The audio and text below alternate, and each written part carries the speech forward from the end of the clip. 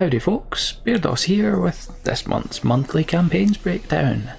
As usual, I'll tell you what's going on, how long it's going on for, and what's worth your time. So let's get into it. Firstly, the name. This batch of campaigns is being referred to as the Summer Escha Support Campaign. It's been running since the 11th of August and finishes on the 31st of August at 4 PM British Standard Time, which I believe equates to 11 AM Eastern, 10 AM Central and 8 AM Pacific. Could be wrong, don't crucify me. First campaign in effect this month is the Mog Gardens Campaign. What this brings into effect is noticeable as soon as you enter your Mog Garden. Instead of gaining 1 shining star, you'll get 2. Not that these can be used for much of use aside from employing your Mog Garden helpers, but it's still something they do and make a bit of a difference.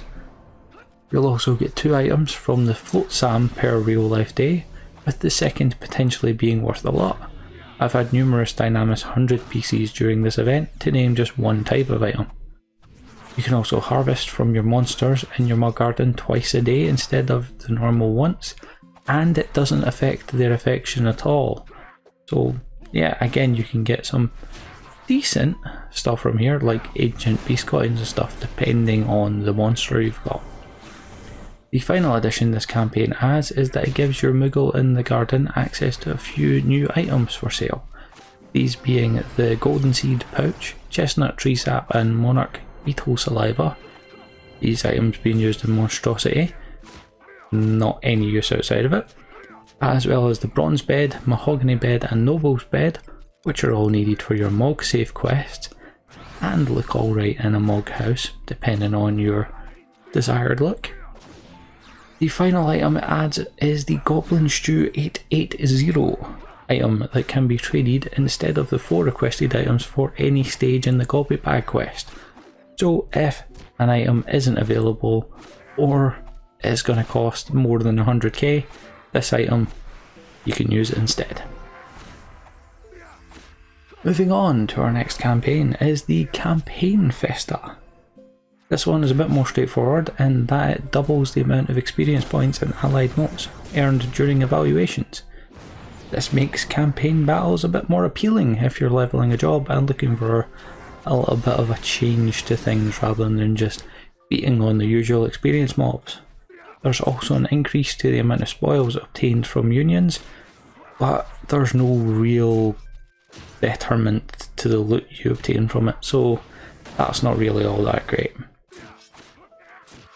Another thing this campaign brings though is special items become potential spoils from the Splitting Airs, Cracking Shells and Plucking Wings campaign ops that each nation gets access to if they control their beastman's area in campaign.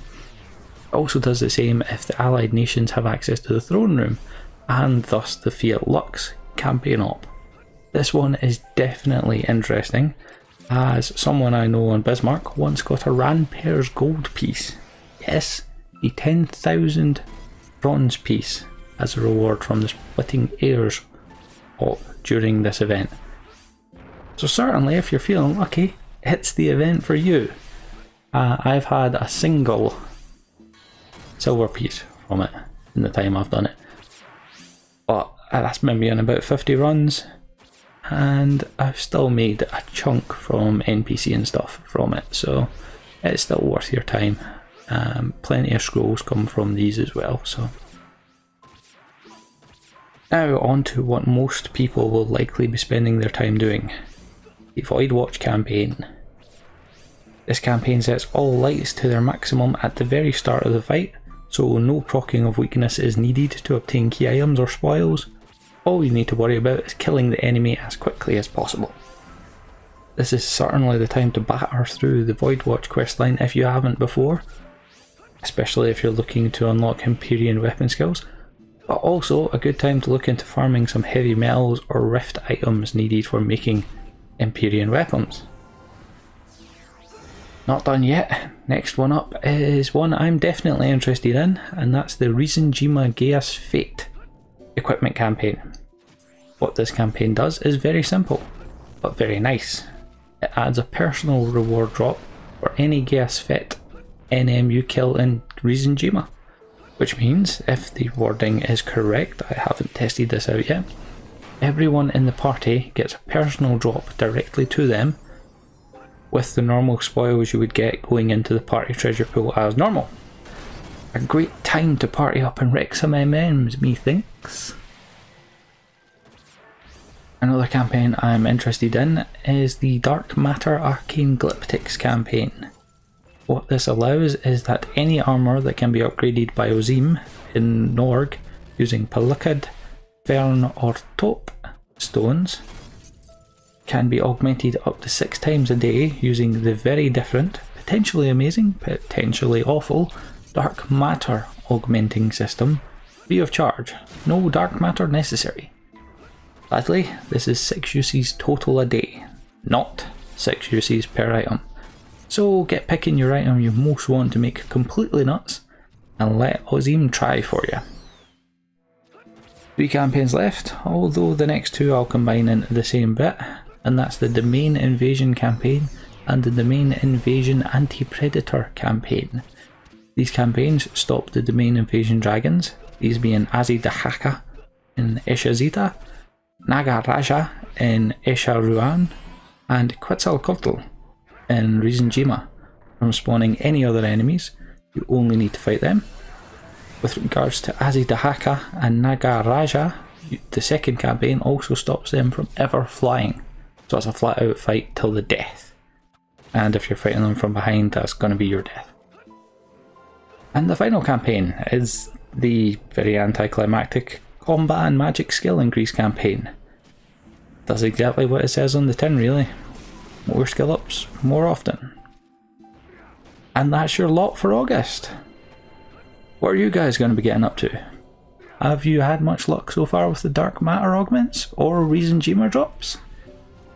If I get some free time personally, I'll likely hit up some Splitting Airs in hopes of a 10,000 piece. Yeah, who am I kidding? But I'm definitely hoping to squeeze in some Reisenjima NMs, as well as trying to make the time to do my Dark Matter augments on Bairdos and Jimmy every day. Anyway, that's going to do it for this video. I hope it's helped give you an idea of what you want to get done this month, or at least what's worthwhile doing.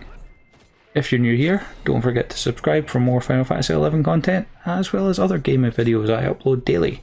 And feel free to ask anything in the comments, I get back to each and every one. For now though, I've been Bairdos, you guys take it easy, have a good day. Adios.